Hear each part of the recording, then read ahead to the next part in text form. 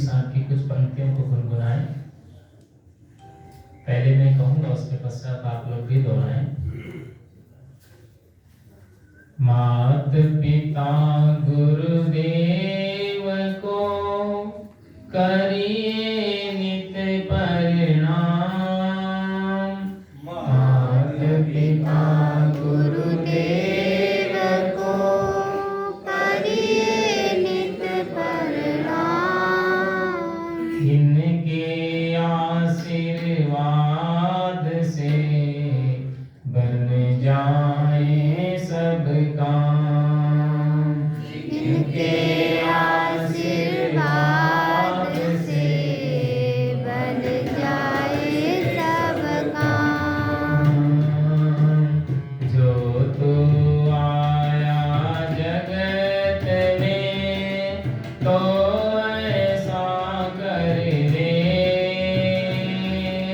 जो तू आया जगत में तो ऐसा कर दे। कर साहिब की बंदगी भूखे को कछु दे।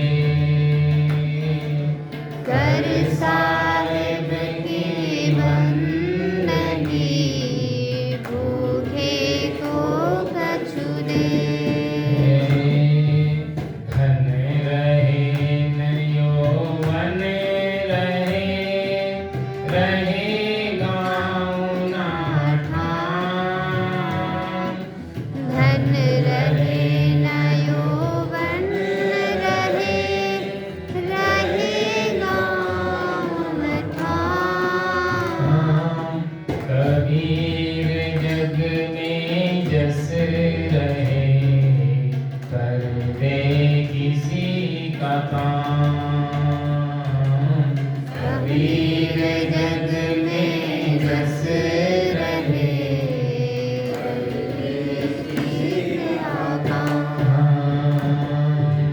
काल करे सो आज करे, आज करे सो अब। काल करे सो आज कर, आज करे सो अब। पल में परने होगी गौरी करेगा कब। पल में परने होगी बहुरी करेगा कब। मात पिता मिल जाएंगे लख 84 माँ। मात पिता मिल जाएंगे लख 84 माँ। गुरु सेवा जन बंदगी फेर मिलन की नाम। गुरु सेवा जन बंदगी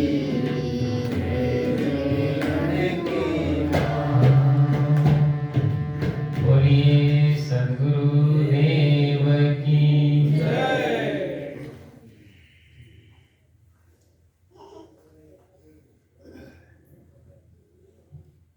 श्री कबीर संत सत्संग मंदिर जमशीखेर ललितपुर काठमांडू के इस पवित्र प्रांगण में सत्संग की पावन बेला में मंच पर विराजमान सरल और सहज मूर्ति संत श्री तत्पर साहेब जी,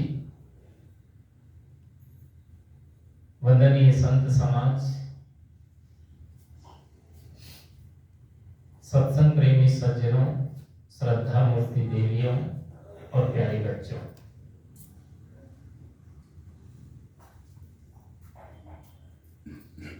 आज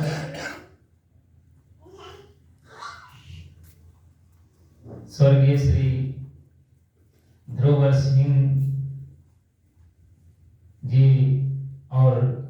श्रीमती कमला थापा जी की यादों में संत वर सिंह जी और संत सज्जन वर सिंह जी थापा जी की ओर से ये सत्संग का आयोजन यहाँ पर रखा गया है। सत्संग सबसे बड़ा तीर्थ है जहां पर जाने से मनुष्य का तन भी पवित्र होता है, मन भी पवित्र होता है, धन भी पवित्र होता है, बुद्धि भी पवित्र होती है, चित्त भी निर्मल होता है और उसका पूरा जीवन का कल्याण हो जाता है। सत्संग वह गंगा है जिसमें मनुष्य के मन के पाप, ताप और संताप दूर हो जाया करते हैं। वैसे तो दो प्रकार की गंगा होती है। एक गंगा हरिद्वार में पाई जाती है, जहां जाकर के मनुष्य अपने पाप को धोने के लिए प्रयत्न करता है और उस गंगा में डुबकी लगाने के लिए, वहां जाने के लिए मनुष्य के पास में ढेर सारा अर्थ चाहिए,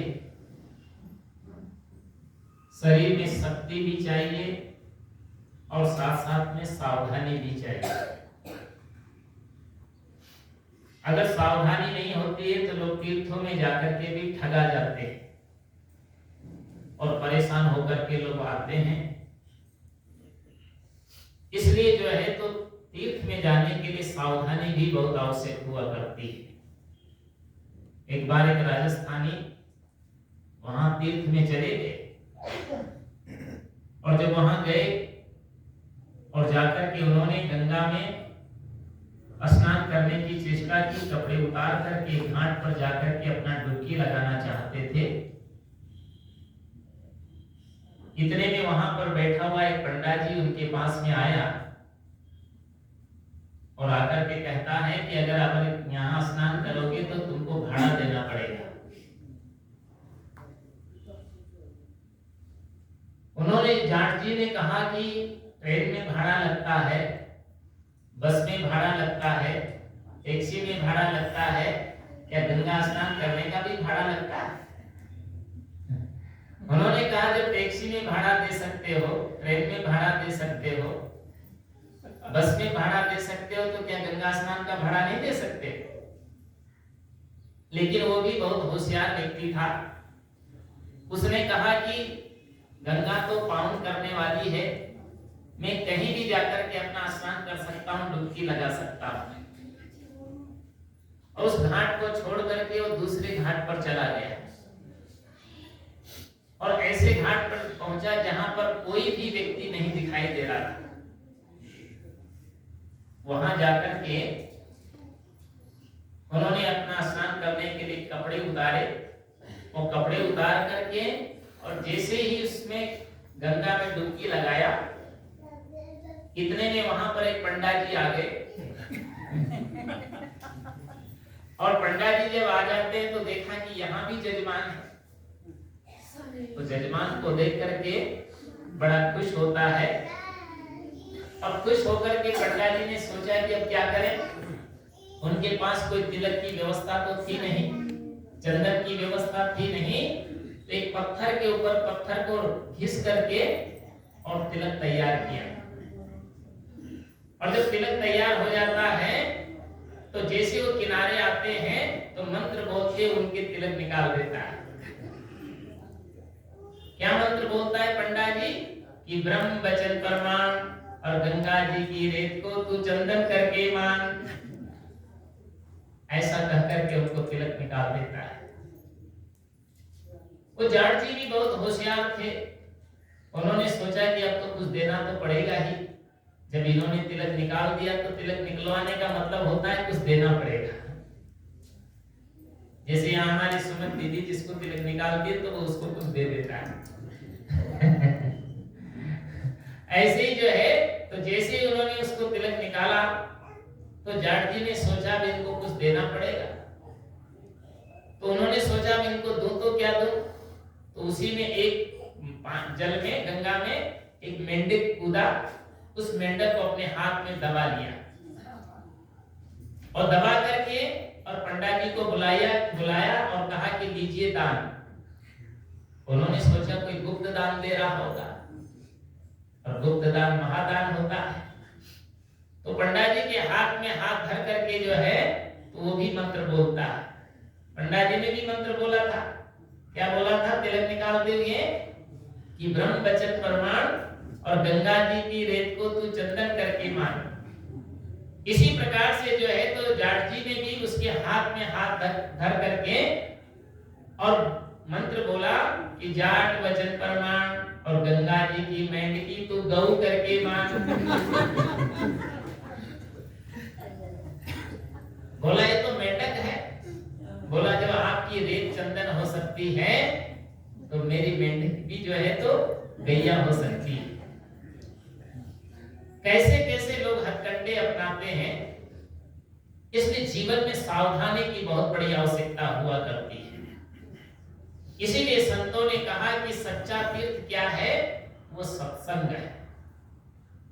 तुलसी जी ने भी मानस में लिखा है कि सुन समझे जन मुदित मन, मज्जै अति अनुराग और लहि चार फल अछत तनु, तो साधु समाज प्रिया। उन्होंने मानस में कहा कि अगर आप सत्संग में जाते हैं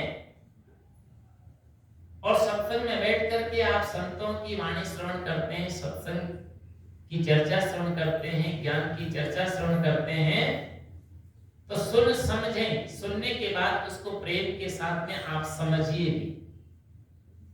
अगर कोई बात व्यक्ति को समझ में नहीं आती है तो आप उसको संतों से मिलकर के समझने की चेष्टा करें। जब सुनेंगे और समझेंगे तो आपको प्रसन्नता मिलेगी, खुशियां मिलेगी और जीवन में खुशी मिल जाना ये सबसे बड़ी उपलब्धि है। आदमी के पास धन भी हो, मकान भी हो, दुकान भी हो, फैक्ट्री भी हो, गाड़ी भी हो, बाड़ी भी हो, सारी व्यवस्थाएं उसके पास में कंप्लीट हो और अगर उसके जीवन में शांति नहीं है, खुशियां नहीं है तो उसके जीवन का कोई महत्व नहीं हुआ करता है। इसलिए जीवन में अगर आपको खुशी पाना है या शांति पाना है तो आप सत्संग में बैठ करके उसको बड़े ध्यान से सुनिए और समझेंगे तो आपको जो है तो प्रसन्नता मिलेगी। सुन समझे जन मुदित मन, मज्जै अति अनुराग। अगर आप उसमें जो तो निमज्जन करते हैं लगन और उत्साह पूर्वक तो अनुराग पैदा होगा। अनुराग नाम प्रेम, प्रेम नाम भक्ति, और भक्ति में वह शक्ति होती है जो मनुष्य को मुक्ति तक पहुंचा दिया करती है। और सबसे श्रेष्ठ अगर भक्ति है तो किसकी है? वो सद्गुरु की भक्ति सबसे श्रेष्ठ भक्ति हुआ करती है। वैसे तो कोई देवी की भक्ति करता है, कोई भैरव की भक्ति करता है, कोई राम की भक्ति करता है, कोई कृष्ण की भक्ति करता है, कोई शिव की भक्ति करता है, तरह तरह के देवी देवताओं की भक्ति करता है, लेकिन सबसे श्रेष्ठ भक्ति अगर बताई गई है तो किसकी है? वह संत गुरु की भक्ति है। राम जी ने भी सबरी को पहले ही कहा था, प्रथम भक्ति संतन कर संगा। वो कहते हैं कि प्रथम भक्ति क्या है? वो संत का संग करना, और दूसरी भक्ति क्या है? उस ज्ञान को श्रवण करके और अपने जीवन में उतार लेना। गुरु पद पंकज सेवा, तीसर भक्ति अमान, चौथी भक्ति मम गुण गण, करे कपट तजिगान।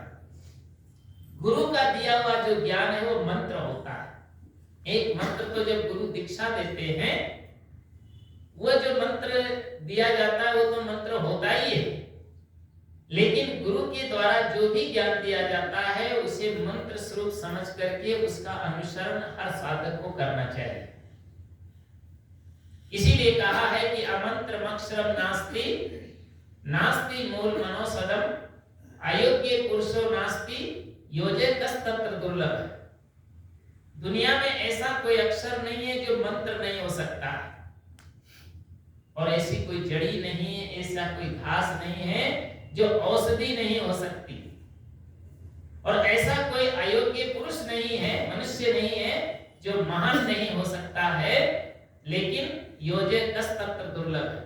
सिर्फ जरूरत है उसकी योजना बना करके उसका सही उपयोग करने की। अगर व्यक्ति उपयोग करने का तरीका सही जानता है तो जो है तो खराब से खराब वस्तु को भी अच्छा बना दिया करता है। और गुरु में वो ताकत होती है, जिस प्रकार से एक शिल्पकार होता है, वो एक अनगढ़ पत्थर को छू देता है तो उसको छीने और हथौड़ी से ऐसा तराशता है कि उसी में से राम निकाल देता है, उसी में से हनुमान निकाल देता है, उसी में से कृष्ण निकाल देता है, उसी में से सीता सावित्री निकाल देता है। वो जो चाहे वो बना सकता है, क्योंकि वो जो है वही पत्थर आगे चल करके दूसरों के द्वारा पूजा जाता है। मैं एक बार जो है तो गांधीनगर में था, तो वहां एक अक्षरधाम, आपने भी नाम सुना होगा। अक्षरधाम में जब हमको लोग ले गए और जब वहां ले गए तो वहां एक व्यक्ति से मेरी प्रवेश करते ही एक मुलाकात हुई। तो मैंने पूछा, भाई आप क्या काम करते हो? तो वो बहुत अच्छी बात कहा कि मैं भगवान बनाने का काम करता हूं। उसने कहा, बोला मैं भगवान बनाने का काम करता हूं। मैंने कहा, मैंने तो आज तक ये सुना था कि भगवान ने दुनिया को बनाया है, लेकिन तुम पहले ही व्यक्ति ऐसे मिले हो जो कह रहे हो कि मैं भगवान बनाने का काम करता हूं। वास्तविक है कि मनुष्य जो है जिसको भी छू देता है उसी को महान बना देता है। उस दिन मैंने कहा भी था कि अगर व्यक्ति लकड़ी को छू दे तो फर्नीचर तैयार कर देता है, लोहे को छू दे तो ट्रेन बनाकर चला देता है, इस्पात को छू दे तो प्लेन बनाकर उड़ा देता है, और एक अनगढ़ पत्थर को छू दे तो भगवान बना के भी पूजा देता है, भगवान हनुमान बना के भी पूजा देता है।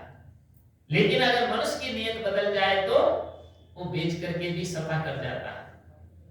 इसलिए जरूरत है कि मनुष्य को अपने जीवन को अच्छा बनाने की और अच्छा और सच्चा जीवन बनाने के लिए हमें सद प्रेरणा की आवश्यकता है। और वो प्रेरणा हमें कहां से मिलती है? वो सद्गुरु और संतों के द्वारा प्राप्त होती है। इसलिए जीवन में सद्गुरु की भक्ति हमारे जीवन में अवतरित होनी चाहिए। जब आप सद्गुरु के पास जाते हैं तो ज्ञान देते हैं। संतों का जीवन कितना सरल और सहज हुआ करता है।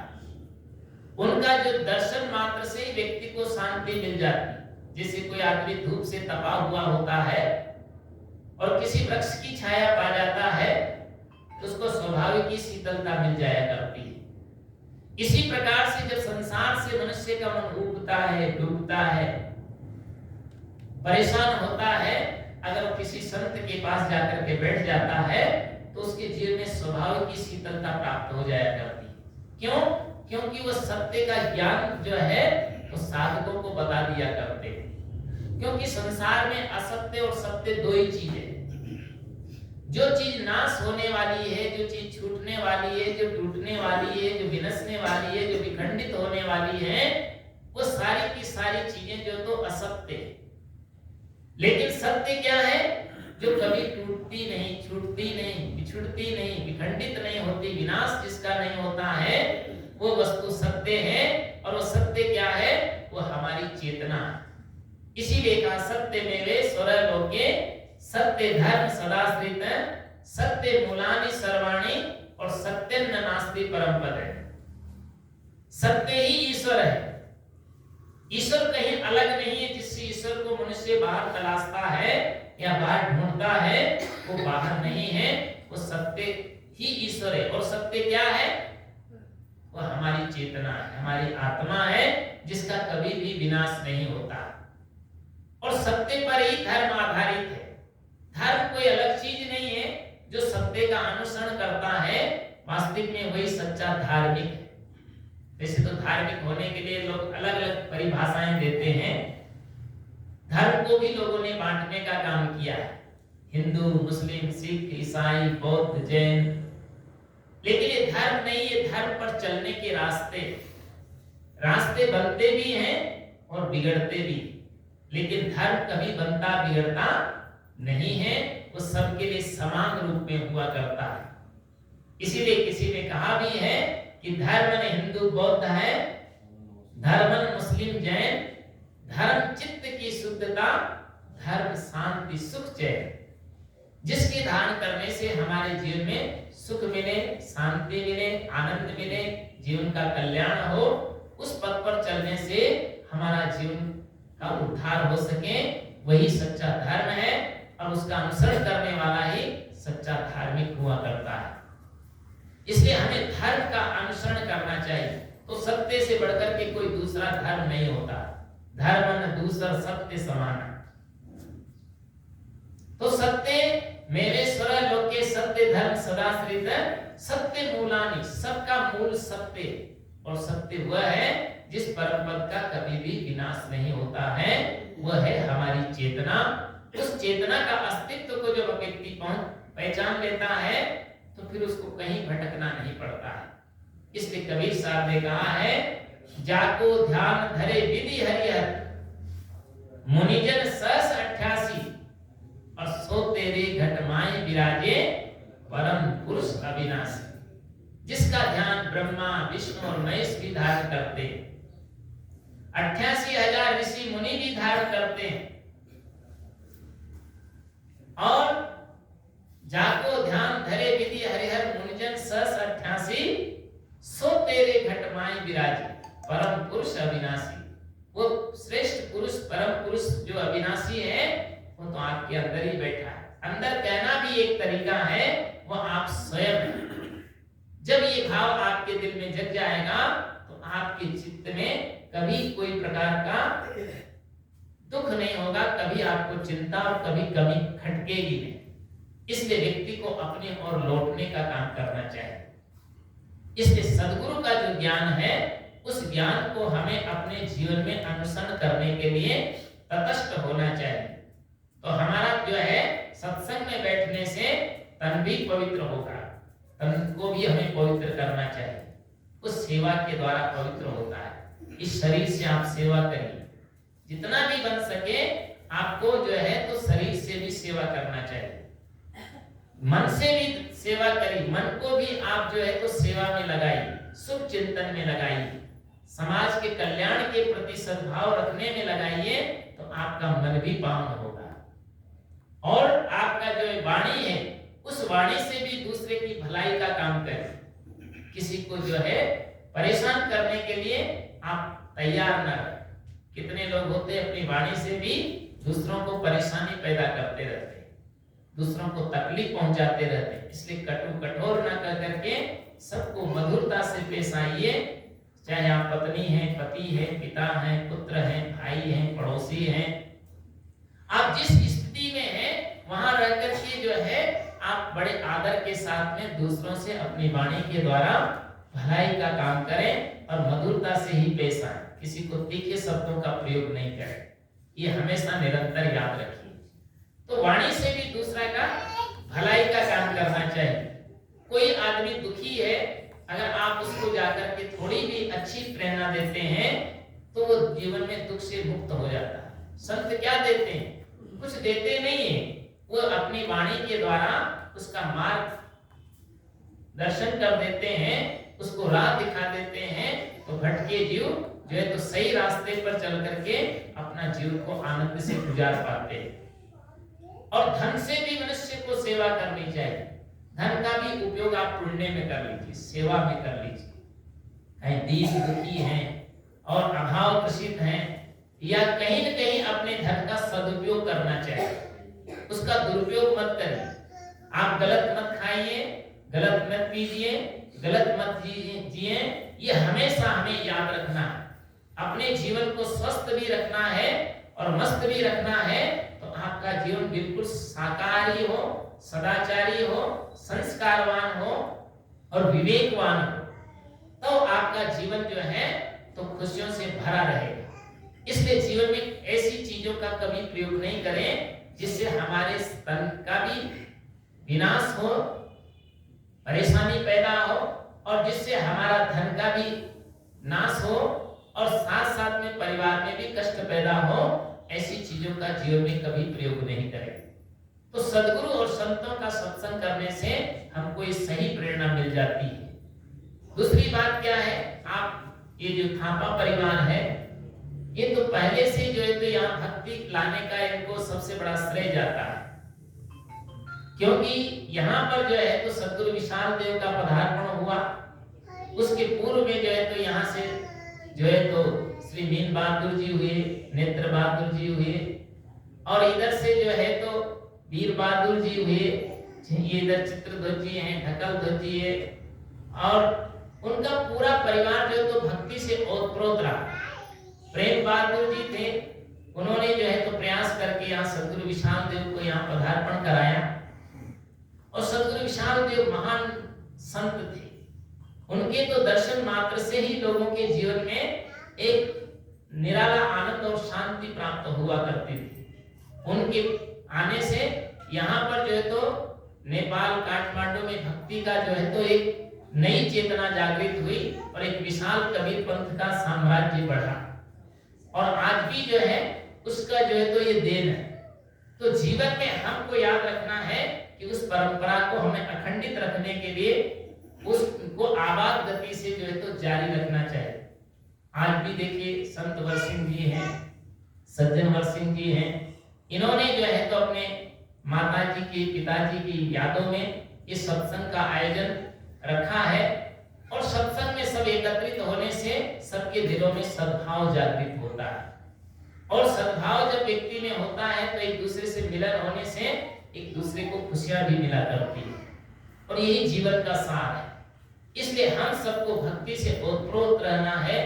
और सद्गुरु आज्ञा साहब जो है, आप कितने अच्छे परिवार के लोग हैं, जिनके घर में कितने त्याग मूर्तियों ने जो है तो जन्म लेकर के और समाज का मार्गदर्शन करने का काम किया है। सद्गुरु श्री आज्ञा साहब बड़े तपोनिष्ठ रहे, जिनको नेपाल ही नहीं पूरा भारत में ही जो है तो उनको हर व्यक्ति पहचानता है। क्योंकि हम लोग जो बचपन में गांव में रहते थे तो गुरुदेव जी के साथ में जब वहां पहुंचते थे तो हम लोग छोटेपन से जो है तो उनकी सेवा में किया करते थे, बड़ा अच्छा लगता था, और अंतिम तक जो है तो साहब का हमारा साथ निभा। इसी प्रकार से देखो दूसरे स्वामी दिव्यानंद जी हुए, वो भी बड़े वैराग्यवान तपस्वी मूर्ति रहे। उनका तप, उनका त्याग, उनका वैराग्य जो तमाम सारे सन्यासियों को ज्ञान देने का काम करते थे, और तमाम सारे सन्यासियों को उन्होंने संस्कृत भाषा की पढ़ाई कराई, और बड़े बड़े विद्वान उनके तरासे हुए निकले हैं। तो आपका जो कुल है, आप लोगों का परिवार है, वो बहुत पुण्यशाली है। आप लोग उस पुण्य को अक्षुण्ण बना करके रखें, और निरंतर भक्ति भावना से ओतप्रोत निरंतर आगे बढ़ते चले। आप सभी का मंगल हो, आप सब लोगों की प्रगति हो। आप सब जो है तो दूर दराज से भी तमाम सारे भक्ति यहाँ पर चल करके आए हैं। ये हमारे देखो सुनील जी आए हैं, तो ये जो है तो सब पूरे के पूरे जो है तो सबके जीवन में एक नई चेतना जगी हुई है। उस चेतना को जन जन तक पहुंचाने के लिए हमें कार्य करना है, और सद्गुरु कबीर साहब का जो संदेश है मानवतावादी, उन विचारों पर चल करके ही अपना और समाज और राष्ट्र का मंगल हो सकता है। इसलिए उसका अनुसरण करें, तभी जीवन का कल्याण होगा। इन्हीं शब्दों के साथ मैं अपनी वाणी को विराम देता हूँ। बोलो सद्गुरुदेव की जय।